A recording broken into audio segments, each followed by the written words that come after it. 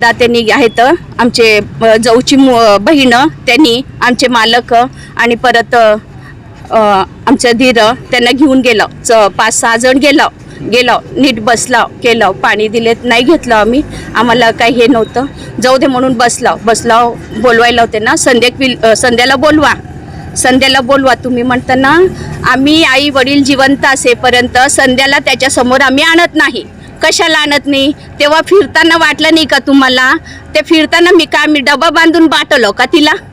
असं म्हटला त्यांनी वडील. अशी छाती मारून तुम्हाला देत नाही मी, पंचांग जोडलं नाही. एका मुलीला दिलाव, दुसऱ्या मुलीला देऊन आम्ही फाशी घालायचं नाही आम्हाला. आता आमच्या मुलाला फाशी घातलाव का तुम्ही? तेवढं विचारल्यावर केल्यावर तरी ते गडी माणसं म्हटले तर तसं नाही भाऊजी. आता त्यांनी तेवढं हे पुढच्या स्टेपला गेलेत त्यांनी. आता आम्ही दोघं नवरा बायको सारखं आहे म्हणताना तुम्हाला कळायला पाहिजे ना. आमचे मालक म्हटलेत त्याला, त्यांच्या वडिलांना, బావా అట్లా కాదు, ఇప్పుడు నువ్వు ఆ పిల్లకి ఇస్తావు, ఇచ్చినాక ఆడ ఇంటికి పోయినాక ఆ పిల్ల మంచి ఉంటుంది, దానికి ఏమన్నా టార్చర్ పెట్టేసేసి ఆడ ఎట్లా ఉంటుంది ఆ విచారతోని మేము ఇవాళ మీకు అడగంకి వచ్చినాం మీకు ఇంటికి. తరి నువ్వు బావ మాది విచార చేస్తలేవు. ఏ పో అప్ప, నడువు కదా నీకు, నడు నువ్వు బయట పైలట్ నుంచి शेवट నుంచి ఒక్కటే చెప్తున్నా నీకు, బయటకు నడువుन राणी. तमाशा जेमకొచ్చిరా మా ఇంటికి? म्हणजे मुलगा हे होत आहे, जाऊ दे त्याचं डोकं हे झालं, जाऊ दे बाबा, पाय पण पडते म्हटले त्याच्या. ए ले माक इच्छडले नी काल मोक्तन बीर बैठक कोणरी, काल मोक्तन बैठक कोरी कुत्र्यासारखं हाकलला त्यांनी, तरी पण उभारला मी त्याच्याकडं. जाऊ दे पोराचं डोकं हे होईना हो, काय करता मग? पाया पडलं तरी ते पोरगा जिवंत झाला असता. त्याचं शेवटचं एकच इच्छा होती, त्या पोरीला माझ्या समोर बसवा. ते बाबा बसवलाच नाही. त्यांनी असं ओढला त्याला. अरे वलू ए मांटलेरा ओद्दूरा, वलू ए मांटलेरू वा म्हणून आमचं धीर असं ओढला तर नी नेमन शेसकुंटा म्हणून बसला हो. त्या दिवशी पूर्ण ते मंगळवारी डिप्रेशनमध्येच होता. रात्री कधी झोपला काय माहीत नाही. परत बुधवारी सकाळी किती वाजले? 10-11 वाजले, 12 वाजले. ते आमचे पाहुणे आले ते 11 वाजता. मी म्हटलं अरे लेव रावल सुटालो चिंडू, उठ म्हटले. पाहुणे आले तू उठ थोडं म्हणताना त्यांचे काका ब्लँकेट काढले तरी त्यांनी उठला नाही. परत नंतर 12:30ला ते जाऊन त्याला रागवून करून आंघोळ कर म्हणताना, तेव्हा 12:30ला आंघोळ केला त्यांनी. 12:30ला आंघोळ करून त्यांची मम्मी जेव म्हणताना 2-4 घास तरी खाल्ला बघा. 5:30ला जे शाळा सुटला ना, आमच्याकडे तिथं शाळा आहे, ते शाळेचे पोरी आले तर त्याच टायमाला त्यांनी गाडी घेऊन असं गेला. मी ते आरिशाचं ओतून म्हटले. म्हटला ते आमचे जवई होते त्यांनी, वंदी श्रीगंधी गॅदरिंग उन्नदी कर्णिक नगर की आडकी ओतून टाकता म्हटलं. बरं म्हटलं. गॅदरिंग झालं 10:30. आम्ही 9:30 वाजल्यापासून फोन करायला. आमचे मालक 9:30ला केलेत, उचलला. 10ला 9:30ला केला. 9:30ला केल्यावर गॅदरिंग लावून ना श्रीगंधी म्हटला. बरं म्हटला गॅदरिंगमध्ये आहे म्हणतं, जाऊ दे ते डिप्रेशनमध्ये आहे थोडं, ते गाणे ते ऐकलं की थोडं हे होतं, ते मन डायवर्ट होतं म्हणून बसलो आम्ही. जाऊ दे गेलं तर गेलं म्हणून. परत 10 वाजता परत फोन आमच्या जावईला फोन केले.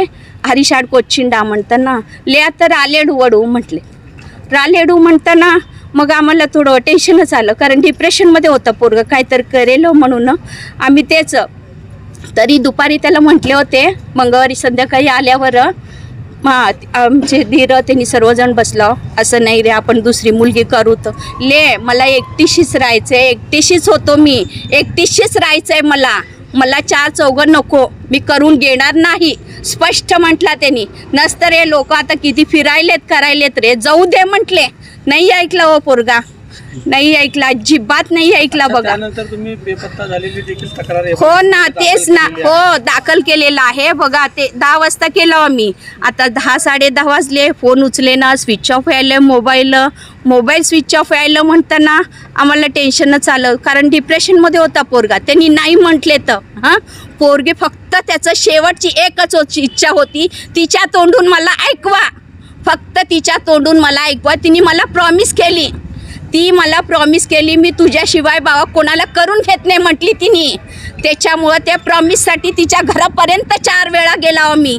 4थ्यांदा त्यांनी कुत्र्यासारखं हाकलला आम्हाला, कुत्र्यासारखं. मागणी काय असणार आहे? काय मागणी आहे? मागणी काय नाही, तेवढंच आमच्या त्या पोरीवर गुन्हा दाखल त्यांच्या आई वडिलावर, त्या पोरीवर परत एक ती पोरगी परत तसं करणार नाही, तसं तिने आयुष्यभर. ही पोरगीच नाही, कुठली पण पोरगी असं पोराला फसवणार नाही. हा, काय ते कायदेशीर गुन्हा करायला पाहिजे. नाहीतर मी जाते आता त्या पोरीला काय तर करून येते त्या मंडपमध्ये जाऊन. हा, लग्न आहे का त्याचं? हा, लग्न आहे, त्याच्या भावाचं लग्न आहे. भावाचं लग्न आहे आज. त्याच्यामुळे बघा तिथं बसली तिने, धिंगाडा घालायली तिने. माझा पोरगा गेला इथं, कोण आणून देणार त्याला? आ, तेवढं सांगितलं हो त्याला, जाऊ दे रे, ती नाही दुसरी रे म्हणताना बायोडेटा काढलं. पोरगीला पत्रिका पण आहे हो, आलं एक स्थळ पण आलंय, आरिशा आलंय रे मंगळवारी तिथून झाल्याबरोबर अर्धा तासमध्ये बायोडेटा काढलं. बुधवारी सकाळी पत्रिका पण आलंय एक. हरीशा टीचर उन्नद्रा टीचर आहे तिने, बघा किती चांगलं आहे, एवढं शिकलेली पोरगी आहे, एवढं सुंदर आहे. जाऊ दे रे, गेलं तर गेली म्हटली. खाली इथं आम्ही बोलायला, आमच्या साहेबांनी मी बोलायला, वरून ऐकायला त्यांनी, हा आमची काकू करते का काय परत दुसरं लग्न. झालं 5:30 वेळेला गेलेला, आलाच नाही. हां, आलाच नाही. 10:30ला फोन 10:30 झाले, 10:30 11:15ला काहीतरी फोन स्विच ऑफ झालं. आणि आम्ही रात्रभर हिंडतच, आमचा मुलगा, आमचे दिन कोण येईल त्यांनी सर्वजण हुडकायले तर पोरगी म्हटली, मोठे मिला सिनेमाला जातो म्हटला ना त्यांनी, जाऊ दे, 9 ते 12 गेला असेल त्यांनी, 12च्या पुढं तरी येईल म्हणून. 12 वाजले, 12:30 वाजले, 1:30 वाजले, अरे सकाळचे वाजले. हां, आज म्हणजे बघा, आम्ही परवा गुरुवारी अक्कलकोटला जाऊन फिरून आलो. ते लास्ट लोकेशन अक्कलकोटला काहीतरी दाखवलेत म्हणताना अक्कलकोट पूर्ण कार घेऊन सर्व फिरून आलो.